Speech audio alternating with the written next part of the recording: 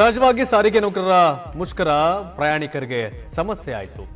ರಾಜ್ಯದ ಎಲ್ಲಾ ಜಿಲ್ಲೆಗಳಿಗೂ ಈ ಒಂದು ಬಂದ್ನ ಮುಷ್ಕರ ತಟ್ಟು ಸಾವಿರಾರು ಬಸ್ಗಳ ಸಂಚಾರ ಸ್ಥಗಿತಗೊಂಡಿತ್ತು. ಡಿಪೋದಲ್ಲೇ ಬಂದ್ ಆಗಿತ್ತು. ಕೊಪ್ಪಳ, ಕೋಲಾರದಲ್ಲಿ ಬಸ್ ಮೇಲೆ ಕಲ್ಲು ತೂರಾಟ ಆಯಿತು. ಕೆಎಸ್ಆರ್ಟಿಸಿ ಬಸ್ಗಳ ಗಾಜು ಪುಡಿ ಆಯಿತು.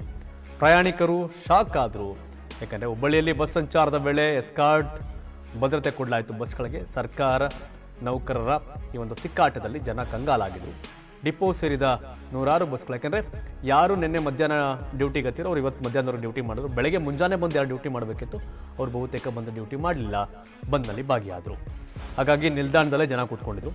ಮೆಜೆಸ್ಟಿಕ್ ಬಸ್ ನಿಲ್ದಾಣದಲ್ಲಿ ಖಾಸಗಿ ಬಸ್ಗಳನ್ನ ಬಿಟ್ಟಿದ್ರು. SMK ಚಿಕ್ಕಬಳ್ಳಾಪುರ ಟು ಬ್ಯಾಂಗ್ಳೂರು ಖಾಸಗಿ ಬಸ್ಗಳು ಕೂಡ ಇವತ್ತು KSRTC ಬಸ್ ಸ್ಟಾಪ್ ಮೆಜೆಸ್ಟಿಕ್ಗೆ ಬಂದಿದ್ದು. ಕಾರಣ ಎಷ್ಟೇ, ಸರ್ಕಾರಿ ಬಸ್ ಇಲ್ಲ ಅನ್ನೋ ಖಾಸಗಿ ಬಸ್ನಾರ ಓಡಿಸ್ತೀವಿ ಅಂತ ಸರ್ಕಾರದವರು ಸವಾಲು ಹಾಕೊಂಡಿದ್ರು.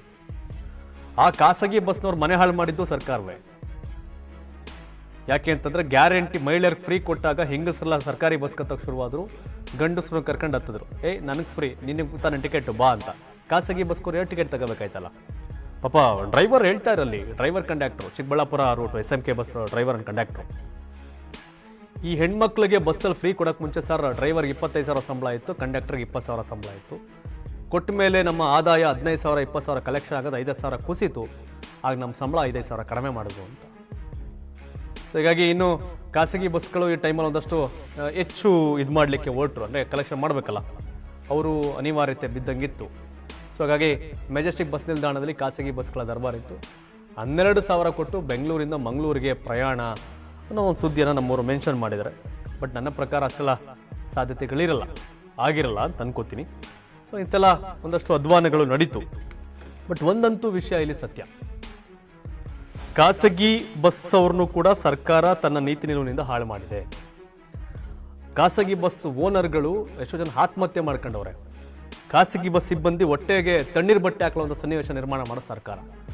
ಇವರು ಸರ್ಕಾರಿ ನೌಕರರು, ಸಾರಿಗೆ ನೌಕರರು ಪ್ರತಿಭಟನೆ ಮಾಡಿದ್ರೆ ಅವ್ರು ಕರ್ಕೊಂಡ್ಬಂದು ನಿಲ್ಲಿಸೋದು ಭಾಳ ದುರಂತ ಅನಿಸು ನಾನು ಮೆಜೆಸ್ಟಿಕ್ ಇವತ್ತು ಕವರೇಜ್ಗೆ ಹೋದಾಗ. ಯಾಕಂದರೆ ಸರ್ಕಾರದ ನಿರ್ಧಾರಗಳು ಯಾವ ಮಟ್ಟಿಗೆ ವ್ಯವಸ್ಥೆನ ಒಂದಷ್ಟು ವ್ಯತ್ಯಾಸ ಮಾಡುತ್ತೆ, ಹಾಳು ಮಾಡುತ್ತೆ ಅನ್ನೋದಕ್ಕೆ ಬೆಸ್ಟ್ ಎಕ್ಸಾಂಪಲ್ ಇವತ್ತಿಂದ ಆಗಿತ್ತು ಅಂದರೆ ತಪ್ಪೇನಿಲ್ಲ.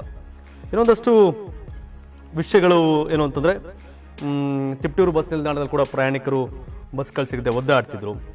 ಸಹಜ, ಬಂದಂದಾಗ ಹಾಗೇ ಆಗುತ್ತೆ, ಅದರಲ್ಲಿ ಏನಂತೆ ಬಂದಾಗುತ್ತೆ ಅಂತ ಒಂದು ವಾರದಿಂದ ಗೊತ್ತಿತ್ತು. ಸೊ ಆಲ್ಟರ್ನೇಟಿವ್ ವ್ಯವಸ್ಥೆಗಳು ಮಾಡ್ಕೋಬೇಕಾಗಿತ್ತು. ಹಾಗಾಗಿ ಬಂದ್ ಮಾಡೋದು ಅವ್ರಿಗೆ ಸಮಸ್ಯೆ ಆಯಿತು ಅಂತ ತಾನೇ ಬಂದ್ ಮಾಡಿದ್ರು. ಸಾರಿಗೆ ನೌಕರರಿಗೆ ಸಮಸ್ಯೆ ಆಯಿತು, ಬಂದ್ ಮಾಡಿದ್ರು.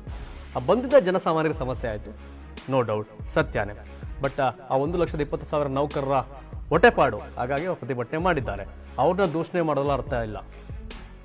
ಆದರೆ ಅವ್ರಿಗೆ 38 ತಿಂಗಳ ಅರಿಯರ್ಸ್ ಕೊಡದೆ ಆಟ ಆಡಿಸ್ತಾರಲ್ಲ ಸರ್ಕಾರದವರು, ಅವ್ರದ್ದು ಸಮಸ್ಯೆ. ಅವ್ರಿಗೆ ಡಿಶಾಪ್ ಹಾಕ್ಬೇಕಾಗತ್ತೆ. ನೀವು ತಾವೇನು ಹೇಳ್ತೀರಿ? ಕಾಮೆಂಟ್ ಮಾಡಿ.